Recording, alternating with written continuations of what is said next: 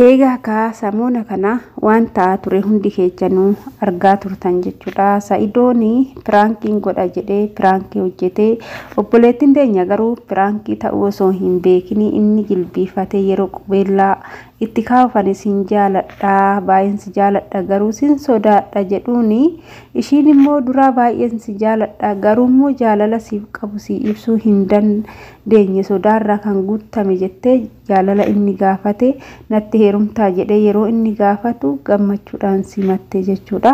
Ashama harka fuuni kabajamtootaa fi daawwattoota hordoftoota keenya nageenyi koo kan jaalalaa fi kabajaa bakkaa fi lafa jirtanitti isiniif haa baay'atu jecha anis obboleettiin keessan bakkaa fi lafan jirutti waaqayyo galannaa ga'u nagaa fayyaa kootidha. Egaa ka viidiyoo akkuma jalqaba isinii kaasuu yaaletti jechuudha. Warroonni hangamaan wajjin turtanis galatoomaa jecha warroonni haaraa dhuftanis like share subscribe godhaa gara mana keenyatti dabalamaa isiniin jedha maamala keenya ta'a isiniin jecha. Egaa ka viidiyoo har'aa kanarratti maalan isinii qabadhee dhufe piraankii samuuna sa'idoon godhee baay'een keechan laaltanii jirtu jechuudha dhugumatti jechuudha. Viidiyoo sanii baay'ee garaana nyaatte jechuudha. Obboleettiin teenya sirriitti nama rarte sirriitti nama rarte dhuguma rabbiiti sirriitti nama rarte maaliif jennaan ishiin dhuguma rabbiitti dubbachaa jirti dhuguma waaqatitti dubbachaa jirti jaalaluma isaaf qabdu ibsaa jirti inni garuu itti qoosee piraankiidha jedheeni miira ishee dhuge jechuudha. Dhugaa anuyyuu gizee jalqaba jilbiifatee akkasitti isin jaaladhaa jedhuun sani dhuguma jaalatanatti fakkaate jechuudha. Dhugaa rabbi dhuguma ishee barbaada se'ee bakka laalaa ture jechuudha viidiyoo sanii yeroo garuu piraankiidha jedhan anumti mataan kun arrifadhe garuu bakka ishee buusee yeroo laalu wanti kuni agam akka nama miidhu agam akka miira namaa tuqu sanuu fuula uummataa duratti salphisee jechuudha. Dhugaa rabbi fuula uummata kumaatamaan lakkaawaa fuulduratti salphachuu jechuun baay'ee namatti ulfaata. Obboleettiin teenya jaalala isaaf qabdu akka isa jaalattu dubbachuu miti amma kan ishii miira keessa ishii galchee ishii boochisee akka amma akka argitanitti lubbuu ishii dabarsuuf jiraachuun naaf hin ta'u jettee qoricha dhudde jechuudha. Irra guddina maalidha qaanidha jechuudha. Dhugaa rabbi uummata kana viidiyoo san uummata hedduutu laale sanuu uummanni wanta dharaa kana baay'ee laalu waan ta'eef uummata hedduutu laale bakka miiran taane keessa galte jechuudha. Obboleettiin keenya aga mana yaalaa galturra geesseerti. Amma ani akka mataa kiyyaatitti kuni moolaarii shamarraniitis tuquudha. Hamilee shamarran bakka akka booda lammata wanta akkana akka ittiin deebin akka of eeggannoo gootu akkasumas immoo bakka miira ishii akka ibsachuu hin dandeenye yookaan immoo jaalalli dubartiin takka jaalalli ishii qabe jaalala ishii qabe san akka ibsachuu hin dandeenye mul'ise jechuudha. Dhugaa piraankii suni maaliif bakka amma hedduun shamarran obboleettii teenya san irraa laalanii wanna akkanaa kanarraa oduu wanta dhugaayyuu ta'ee fakkeenyaaf namni tokko dhiirri tokko dhugumaan kan barbaadu ta'ee viidiyoo isa kanatu fuuldura isaanii dhufa waan ta'eef amananii jaalala kana hin fudhatan jechuudha. Dhugaa ani bakka gadaantummaa shamarraniitis natti ibsa jechuudha viidiyoo suni. Kanaaf sa'idoon sirrii hin goone baay'ee dogongore. Dhugaa piraankii akkana lammata hojjetina keessattuu ijoollee shamarran irratti piraankii akkana hojjetina. Dhugaa rabbi miira isaanii tuquu dandeechuu ofitti amanamummaa isaanii irraa fuudhuu dandeechuu. Dhugaa amma shamarri baay'een beektanii osoo dhiira jaalattu osoo dhiira tokkorraa jaalalli qabu garuu miira sodaa keessa waan jiraniif nama tokko ba'anii si akka dhiirri dubartii takka yoo jaalate si jaaladheen jira jedhanii jaalala isaanii ibsanii akka nama san jaalatanii ibsanii nama san wajjin jiraatan hin gootu jechuudha shamarri.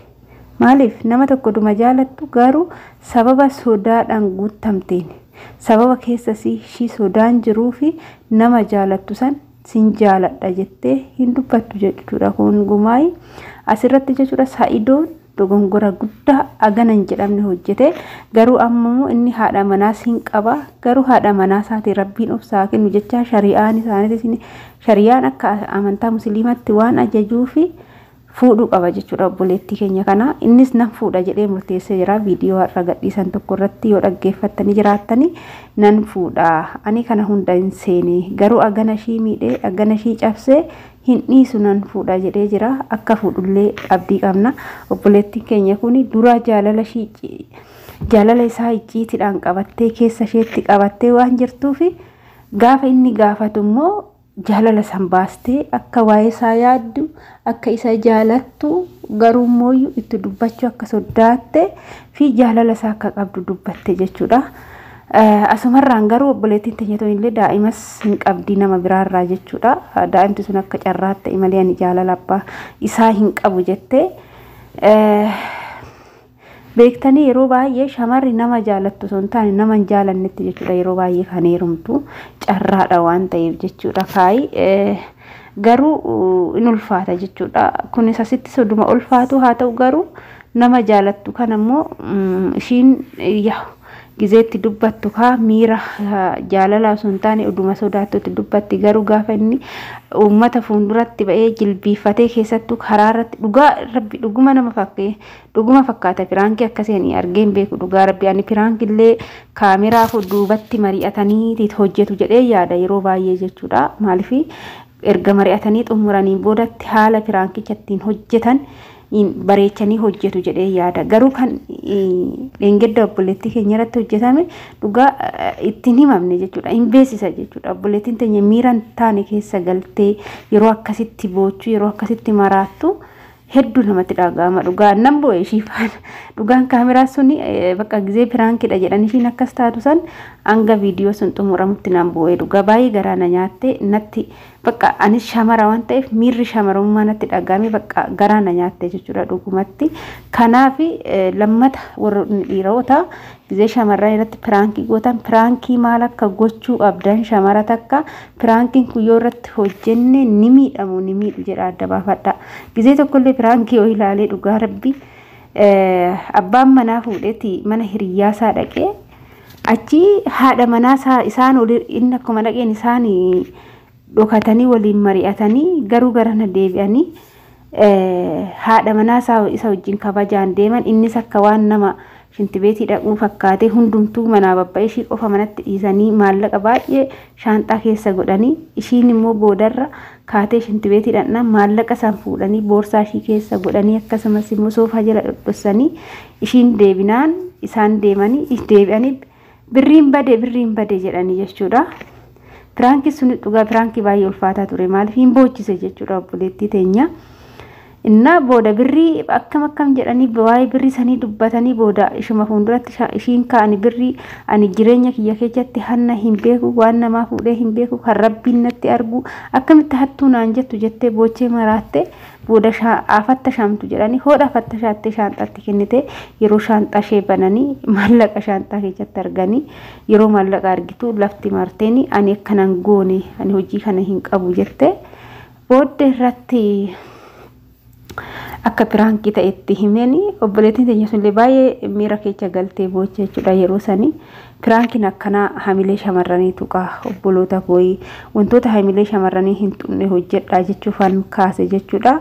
Akkasii kanaafuu firaankii hamilee shamarranii tuquurraa of eeggannoo godhadhaati dhugaa miitu waan ta'eef miidhuu dandeechu tasa amma obboleettii keenya kana miitanii aga du'a dirasii aga lubbuu ishee baastu dirasiidhaan kan ga'e balaa firaankiiti. Kanaaf yeroo firaankii hojjettan of eeggadhaa isiniin jedha. Ani viidiyoo kiyya sumarraan odoongoo labu sa'iduun immoo obboleettii keenya fuudhutti jira baga sin gammachise obboloota koo hordoftoonni kootis baay'een koomentiidhanis fuudhuu qabda waan jedhanii jiraniifu nan fuudha jedheenis dubbatee jira siniin jechuu jaaladha. Waan wajjin turtaniif galatoomaa. Hanga viidiyoo biraatti walitti deemtuma. Bye bye.